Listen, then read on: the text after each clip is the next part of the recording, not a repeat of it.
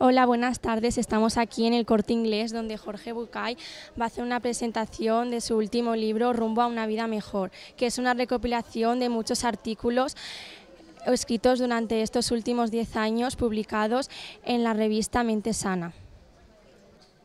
Hola, estamos aquí con dos chicas que nos van a contestar a una pregunta. ¿Qué les gusta de los libros de Jorge Bucay? Bueno, pues a mí me gustan varias cosas. Por un lado me gusta el que hace cuando cuenta cosas en sus libros o escribe sus libros, pues habla de sus experiencias personales. Luego el hecho de que pueda también esas experiencias personales o lo que hable, pues también pueda las personas, yo por ejemplo, sentirme identificada con lo que cuenta. No me parece que sea algo así como muy alejado de lo que nos podría pasar a todos. ¿Qué va a encontrar el lector en su nuevo libro Rumbo a una vida mejor? Me gustaría que encuentre algunas ideas para discutir entre amigos, algunos pequeños conceptos para pelearse alrededor de ellos y algunas propuestas para empezarse a pensar desde otro lugar. Básicamente, este es un libro para discutir con amigos, para intercambiar ideas, para compartir por un rato y después para pasarlo a alguien más para que ese proceso siga. ¿Dónde encuentra sus fuentes de inspiración? Yo te diría que en mi propia vida especialmente, pero además en los periódicos, en la vida de los amigos, en la vida en general, en la gente que me cuenta cosas, en lo que leo, en lo que miro. Para alguien que no es un escritor profesional, como yo, todo es una inspiración. Tú misma en este momento. Así que si mañana aparece un cuento de una niña muy joven, guapa y un poquito despeinada, ya sabemos que eres tú. Cuando trabaja las metáforas en sus cuentos, ¿qué va primero? ¿La imagen y a partir de ahí desarrolla una reflexión o a partir de una enseñanza que quiere transmitir, indaga en las posibles imágenes que puede usar para ayudar a entender? Es muy buena esta pregunta, me gustó. Yo te diría que a veces sucede de una manera y a veces sucede de la otra, que no hay una regla fija. A veces aparece una metáfora. Estaba en Barcelona y de repente estaba viendo los Castellets, que me encantan, ¿no? Y pensaba, de repente y sin buscarla, pensaba, la vida es así, ¿no? Llegar hasta lo más alto que puedas y después, en ese mismo momento, empezar a bajar. No se sube para quedarse arriba, se sube para empezar a bajar. Y la verdad es que no fue una metáfora que yo busqué. Apareció cuando estaba viendo Castellet. Así pasa, algunas veces.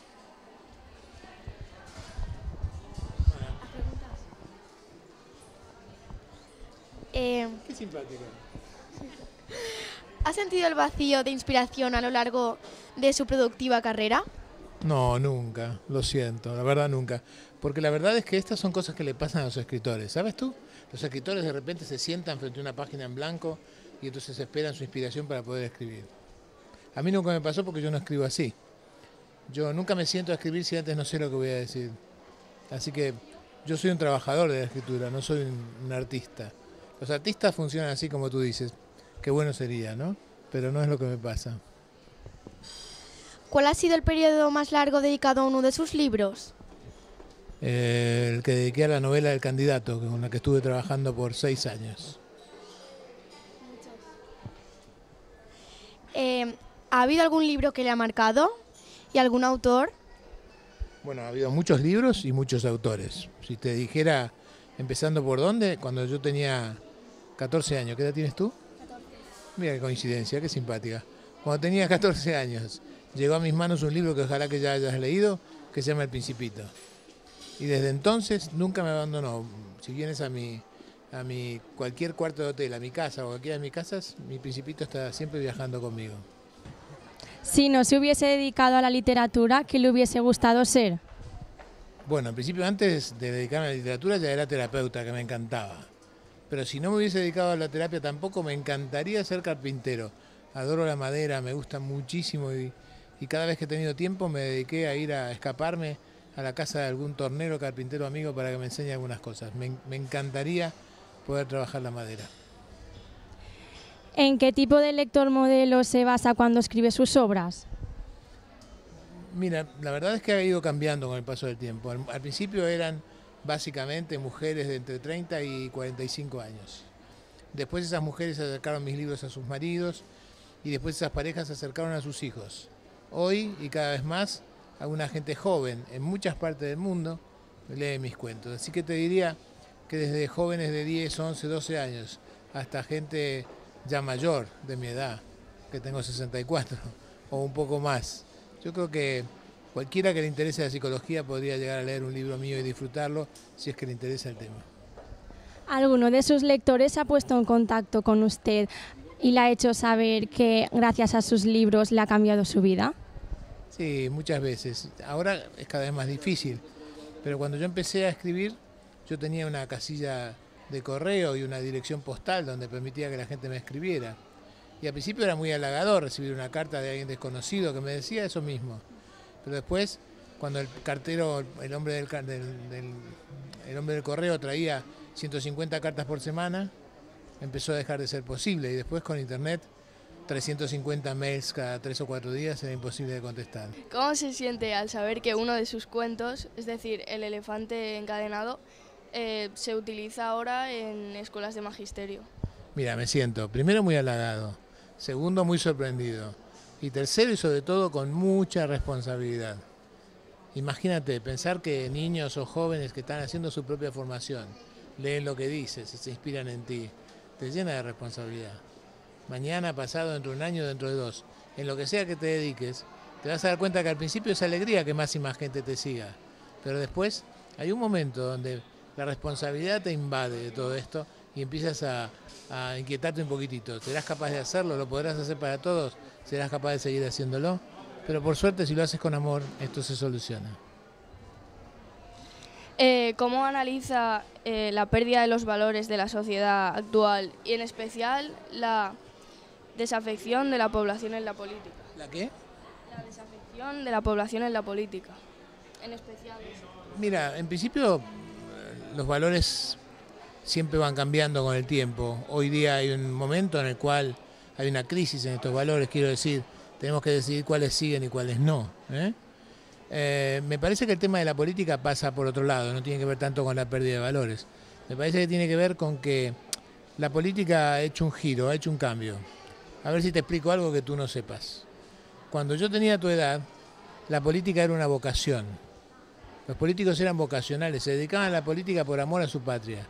A ninguno se le ocurría ganar un céntimo con esto. La gente iba a la política, sacrificaba su vida y perdía todo su patrimonio por dedicarse a la política, porque se sentían honrados de hacerlo. Hoy, la política es una profesión, es un oficio, es algo a lo cual algunos hombres y mujeres se dedican. Y entonces, como se dedican a eso y trabajan de eso, entonces quieren ganar dinero con eso.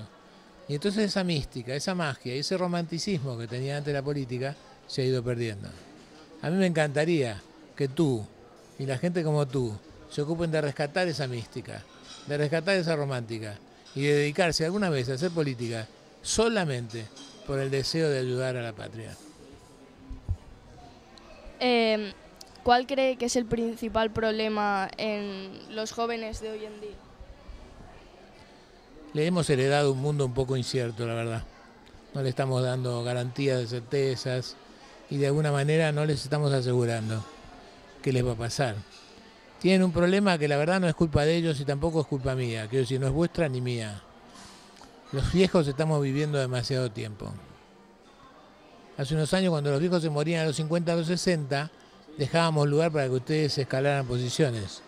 Pero hoy, acá me ves, ya dando batalla y pelea todavía por unos años más. Entonces, lamentablemente para vosotros tendréis que esperar un poco más y prepararos un poquito más. Me parece que ese es un problema grave y no es culpa nuestra ni vuestra, pero habrá que enfrentarse con ello. ¿Nos podría explicar sus futuros proyectos? Mira, en principio mi proyecto es seguir ocupándome de mi revista Mente Sana, ocuparme de un proyecto que estoy llevando adelante en México, que es un proyecto de rescate de adolescentes capturados por la droga para intentar resocializarlos y por supuesto de vez en cuando escribir algunas cosas. Bueno, bienvenidos todos, la verdad, qué gusto que estéis aquí. Muchas gracias. La verdad que estar en Valencia otra vez, después de algunas 2 o 3 veces antes, siempre es un privilegio y un encanto. Me encanta vuestra ciudad. Y la verdad, estaba ahora quejándome con la gente que me organiza mi viaje por tener tan poco tiempo con nosotros. Pero de todas maneras, bueno, estoy muy contento y muy feliz. El buscador.